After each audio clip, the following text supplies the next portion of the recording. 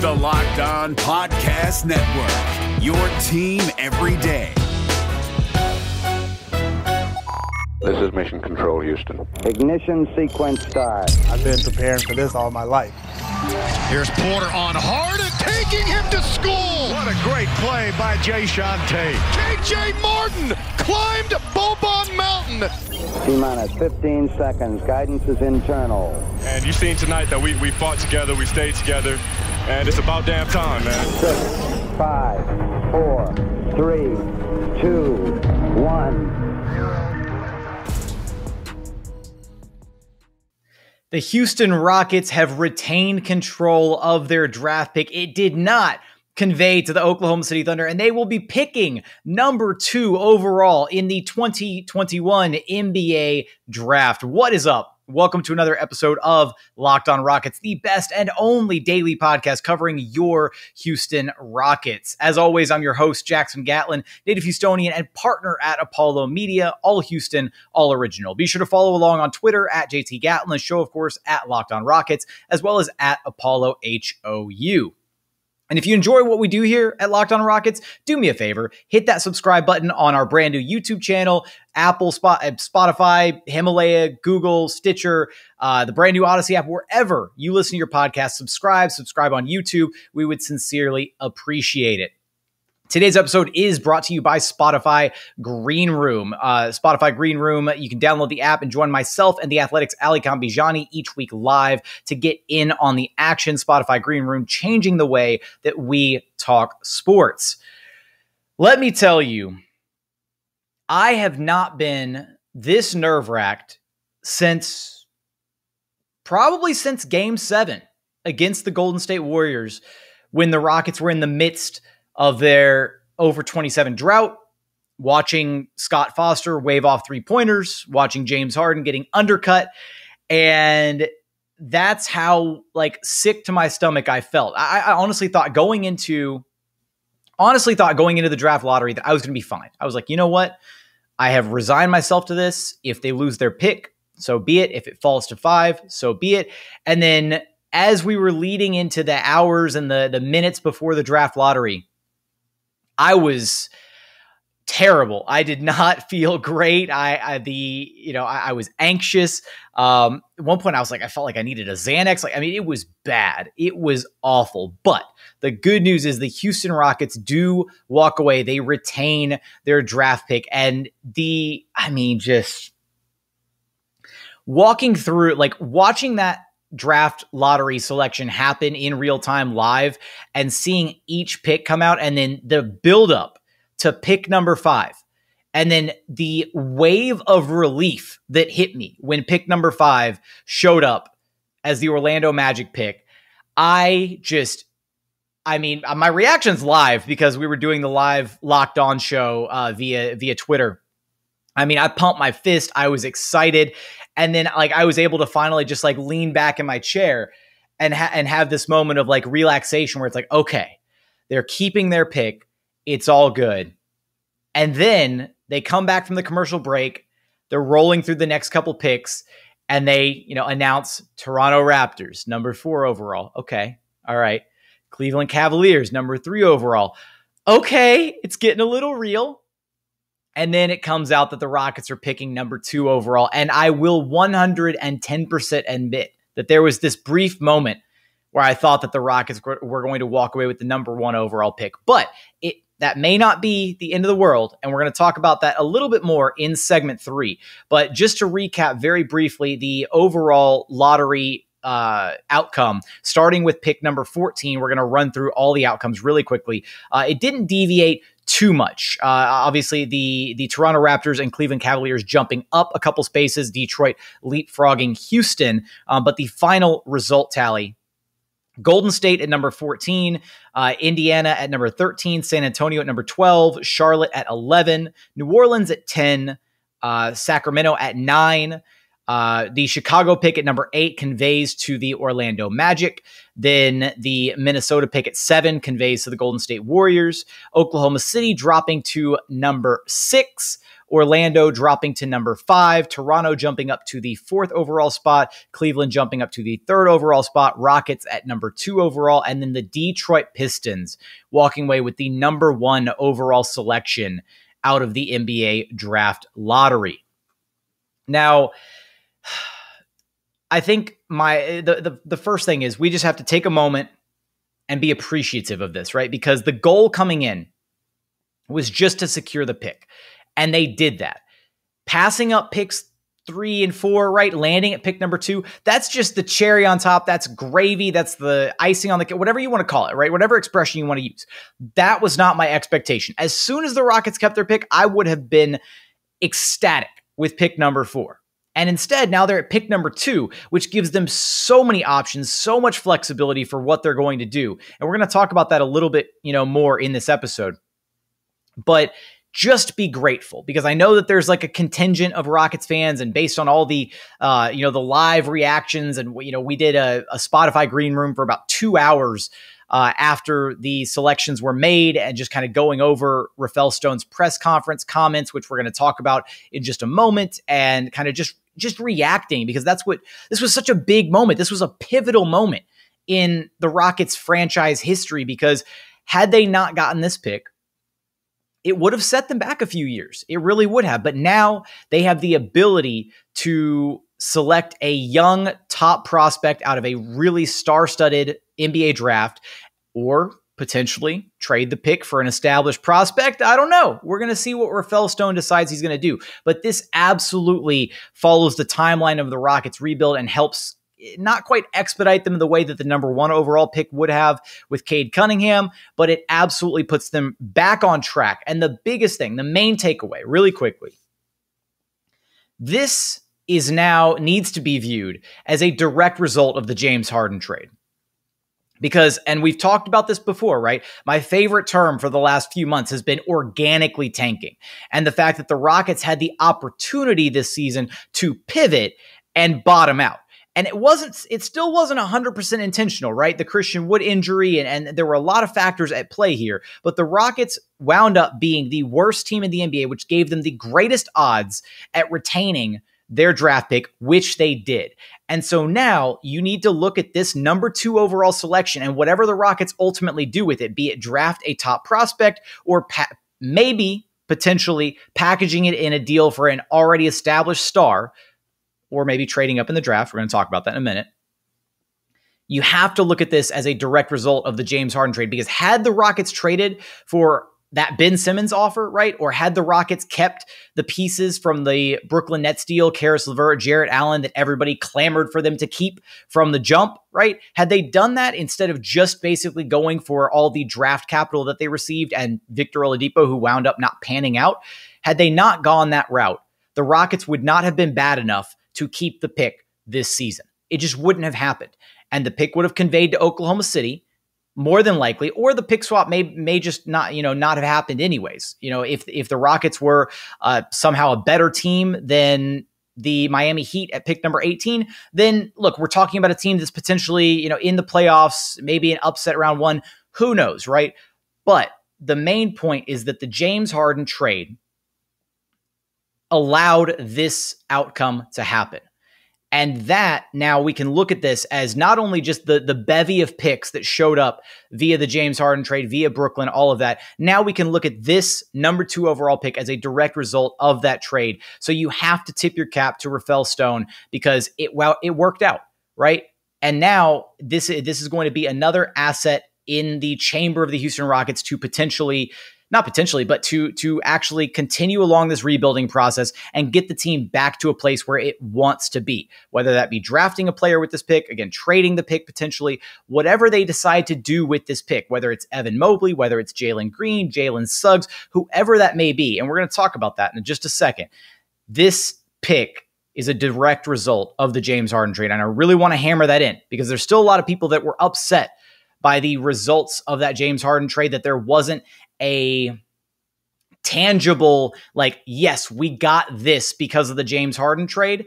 because they were disappointed in the Victor Oladipo outcome, because they were disappointed that the Rockets flipped Victor Oladipo for Kelly Olynyk and Avery Bradley and a future pick swap. No, now you have a tangible thing to hold on to and say, yes, the Rockets got this as a direct result of the James Harden trade. And more than likely, this will turn into a young, exciting prospect to be able to cheer for in the coming seasons for the Houston Rockets. So coming up, I do want to talk about those exciting prospects and what directions the Rockets can potentially go with this, as well as Rafael Stone's comments in the press conference that he held immediately after the results were announced. But first, we have a quick message from our friends over at Spotify Green Room. Now, Spotify Green Room is the first social audio platform made for sports fans. The app is free to download, and once you're in, you can talk with me, athletes, and insiders in real time, other fans, about your favorite team or sport, about the Houston Rockets. You can jump on there and talk like we did for hours about the Rockets receiving the number 2 overall pick.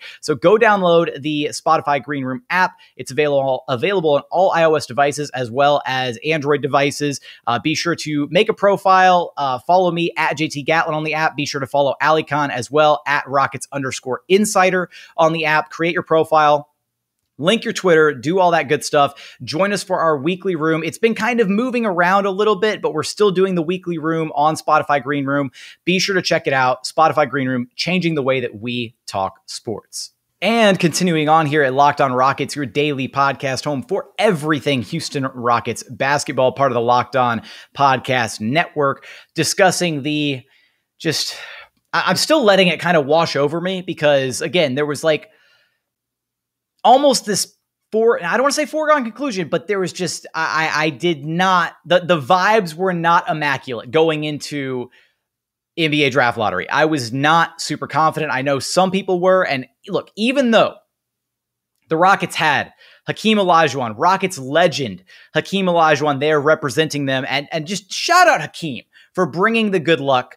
He brought the city 2 championships back to back. He is the hands down greatest Rocket of all time, a Houston sports icon, and having him represent the team absolutely brought the good energy, the good vibes. And look, he secured the Rockets number 2 overall pick in this, right? So shout out Hakeem Olajuwon for once again putting the Rockets organization on his back and helping them to the promised land, this time in the NBA draft lottery. But I was not feeling super confident going into it. I mean, I was struggling, and now they come out of it with the number 2 overall pick, which means they have their choice between Evan Mobley, Jalen Green, and Jalen Suggs. And at least right now, and I could change this opinion down the line, but at least right now, I'm still firmly in the Evan Mobley camp. And my reasoning for that is I still view Evan Mobley as the clear-cut number 2 prospect in this draft behind Cade Cunningham. And there's a lot of people that are going to disagree with me, and that's totally okay. We spent 2 hours on Green Room talking about this, having people jump up with different opinions, different takes. We had some Jalen Suggs people in the audience. We had some, a lot of Jalen Green people, and we had some Evan Mobley people. And that's what we're going to spend the next part. We have a little over a month before the NBA draft, July 29th. And so we're going to spend the better part of the next 35 to 40 days breaking down all the different avenues for this Rockets pick. And it's really important to note that we're going to get into some of Rafael Stone's comments from his press conference, but being at number 2 is such a unique position because it gives you so much control over what you ultimately want to do with that pick. Do the Rockets just make their selection and call it a day? That's an option. Do the Rockets potentially trade down, right? Do they feel like if Jalen Green is their target or if Jalen Suggs is their guy, do they feel that they can successfully trade down and then extract value out of the Cleveland Cavaliers or potentially the Toronto Raptors, right? By trading their pick down and, acquiring a little bit of future draft capital or, I don't know, a pick later in this draft, whatever, right? Another pathway, potentially trading up in the draft. And I'm still going to tuck that one away for the tail end of this, but so many different ways that the Rockets can go with this number 2 overall selection. Rafael Stone, in his press conference immediately afterwards, basically said that he actually didn't watch the draft lottery live. He didn't want to deal with that, set an alarm. And when he had the finished results, he just kind of, took a look at him. He was like, okay, cool. We can work with this. So just kind of rolling through his commentary from his press conference, a wonderful thread here, credit from the Podfather himself, Ben Dubose, cataloging everything that Rafael Stone said. So we'll just start with, Stone, look, Rafael Stone, he's a lawyer. He's not only a general manager of an NBA team, right? He's a lawyer as well. And so everything that he says is going to have like a disclaimer built into it, and he's not going to paint himself into a corner or box himself in one way or another. So there was definitely a lot of GM speak in some of his answers during this press conference. But one of his main things, right, the Stone says the easiest way to make a mistake is to predetermine what you're going to do. We're going to do all the work. Now, he did go on to say that they've really been focusing kind of on the guys that they think are going to be available around that 23-24 range as far as workouts are concerned, because they knew that they had those picks, right? There was so much uncertainty around the top 4 pick and whether or not they would actually retain it. Now that they know they have the top 4 pick, they're going to do their due diligence on all of the prospects around that range. They'll do the workouts, conceivably with Mobley, with Suggs, with Green, Kuminga, all those top guys, and really see what direction they feel like they should go. Stone did say that he's in Chicago for the NBA Draft Combine, and that Steven Silas is actually currently on vacation, but is going to be joining him in just a few days. And there was one that, again, everybody kind of even I jokingly kind of freaked out about this one a little bit, where Stone essentially said that, he basically said word for word, we're likely to get someone really talented if we pick the pick. And that was the one where it's like, if we pick the pick, what do you mean, man? And, after taking a few seconds to really think about it, it's just GM speak. It's just Rafael Stone not painting himself into a corner, keeping his options open because, hey, right, if, for whatever reason, the Dallas Mavericks come knocking down the door and say, hey, we're really interested in that number 2 overall pick for whatever reason. How about Luka Doncic, right? How would a trade look, if the Mavericks were to approach the Rockets in some capacity? So all you do is you leave the door open, right? You take the phone calls. And one that was suggested as a potential pathway, right, for this number 2 overall pick is there's very few players that I think you entertain that phone call for. But Saman Ali, who jumped in, Rockets reporter for ESPN 97.5 here in Houston, who jumped into our Spotify green room immediately afterwards as we were celebrating and kind of reacting to the news. Saman Ali kind of suggested the idea that, would you entertain the idea of a Karl Anthony Towns trade for the number 2 overall pick? And I got to say, that's a really, really, really tough one, because Cat is a bona fide star big man, and he's already established, and he's a dominant force. That's one where you at least listen to the phone call from ex-Rockets executive Gerson Rosas, and you just kind of see where his head is at, right? If he says, give me the number 2 overall pick and Christian Wood, then maybe you hang up the phone, right? I don't know. There's possibility there, though. And that's the most important part, is the Rockets now have all these options of which direction they want to go. Do they draft the pick? Do they trade the pick? Do they trade up? Do they trade down? What happens with this pick? And we're going to examine all those different pathways moving forward. But the main thing is they kept the pick. And I cannot say that enough, because that was the number 1 priority going into the draft lottery, was, will the Rockets keep their top 4 draft pick? And they did. I'm still letting it settle in. I honestly, I don't know how much longer I'm going to be in shock for, because this was a momentous occasion. It really was. This, right, we were in the Spotify green room, and we were, just going over all the different pathways and stuff, and the different possible outcomes and what may or may not happen with this pick. And I got to tell you, I zoned out for a majority of the Suns-Clippers game. I tuned in at the tail end because I had everybody in the room yelling at me to tune in for the last couple possessions. So I did that, and then I went back later and rewatched it. But I mean, I could not have been less concerned with that game, because this was the Rockets playoffs, and it paid off big time. So coming up, I do want to talk about a bit of an interesting report coming out of Detroit. as well as some final thoughts, final, reactions to this one, to the NBA draft lottery, and, some general thoughts on Mobley, Suggs, Green, final wrapping up thoughts. And we'll get there after a quick message from our friends over at Built Bar. Now, look, if you've never had a protein bar that you actually care about, right? You've never bitten into a protein bar and thought, oh, okay, this is actually pretty good. You've got to check out Built Bar. They are the #1 protein bar on the market. And the reason why? It's not really a protein bar. It's basically a candy bar that's jam-packed with protein. They have so many different amazing flavors to choose from: mint chocolate brownie, coconut almond, cherry, raspberry, salted caramel, you name it. They probably got it as a flavor. They don't even sound like protein bar flavors. They sound like luxurious, dessert flavors at like a fancy dessert gallery. Every single bar is low cal, low sugar, high protein, high fiber. They are amazing if you're on a keto diet, and you can check them out. Just go to builtbar.com and use promo code LOCKED15 to get 15% off your very next order. Again, that's promo code LOCKED15 for 15% off your very next order at builtbar.com. And one more message from our friends over at betonline.ag. BetOnline is the fastest and the easiest way to bet on all of your sports action. We've got baseball season, been in full swing for a minute now.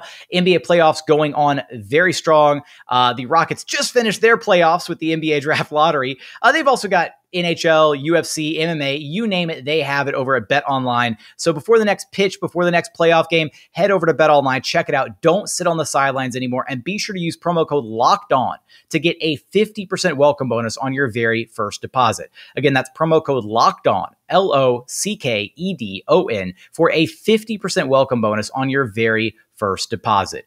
BetOnline, your online sportsbook experts. And final segment here at Locked On Rockets, your daily podcast home for everything Houston Rockets basketball, part of the Locked On Podcast Network, your team every single day. Today, on our road to the finals, our NBA playoffs coverage is brought to you by Michelob Ultra. It's only worth it if you enjoy it, and at 2.6 carbs and 95 calories, we can all enjoy the games a little bit more this season. Now, I would be remiss if I did not take a moment to shout out the Gemini Boys gang for holding it down with all the good vibes and the good energy rolling into the NBA draft lottery. So all the prominent Geminis of Rockets Twitter, whether you're a May Gemini or a June Gemini, wherever you are, shout out to you, because we started that whole stupid Gemini Boys thing like a month ago, and it was like one of the dumbest things that we did. But as things are to do on the Twitter sphere, we did it. We commented on it. It became a thing. We started like collecting a list of names of who had birthdays in May and June and who fell into the Gemini calendar, and pooling our collective Gemini energy towards the Rockets so that they would walk away with the top 4 pick. And hey, it worked, right? If you did anything superstitious, if you didn't shower or rocked like an old school jersey, or if you did, if you were fasting, shout out Dawn for fasting. Whatever you did to try and harness any, superstitious beliefs or whatever to try and secure the top pick for the Rockets, shout out to you, because it happened. You did it. You were as much a part of this as anybody else. We did it collectively. This was a group endeavor. So I can't, I'm taking this moment. I'm just enjoying it. It's just... Because again, and after the season that the Rockets had, 17-55, the 20-game losing streak, franchise worst losing streak worst losing streak in franchise history. Man, it's a good thing I don't speak for a living, because I'm really bad at it sometimes. No, I mean, it's a great feeling, and this feeling that I'm feeling, I hope you're feeling too, just the sense of relief that it's finally over, that the Rockets do have a top selection, and that this is going to help expedite their future and their rebuilding process.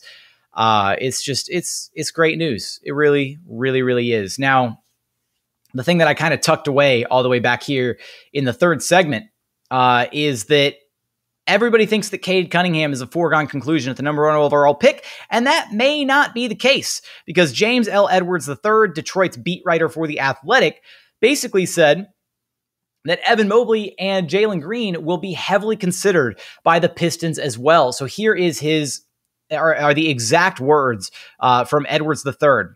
Now, while Cunningham has been the consensus number 1 overall pick, it's not a lock he'll be the top choice. Sources tell The Athletic that Green and Mobley, too, will be in heavy consideration for the number 1 pick. Green is a 19-year-old bucket getter who had tremendous flashes playing in the G League this past season. Mobley is the unicorn 7-foot center with ball skills and an elite defensive skill set.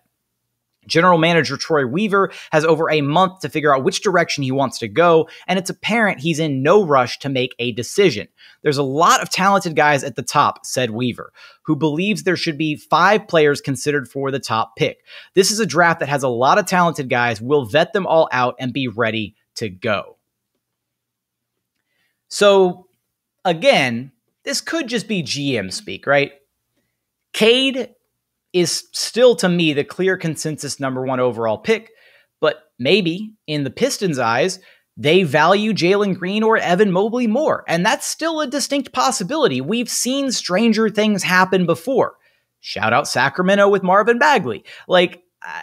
Shout out Atlanta with Trae Young and Luka Doncic's trade, right? There's so many different outcomes, and so it's not a foregone conclusion that the Pistons are going to draft Cade Cunningham number 1 overall, which means Rafael Stone and the Houston Rockets could potentially still be in play for the number 1 overall pick. This means they might be able to take that number 2 overall pick and maybe trade up and take Cade Cunningham. Now, at that point, what are you willing to trade up for, right?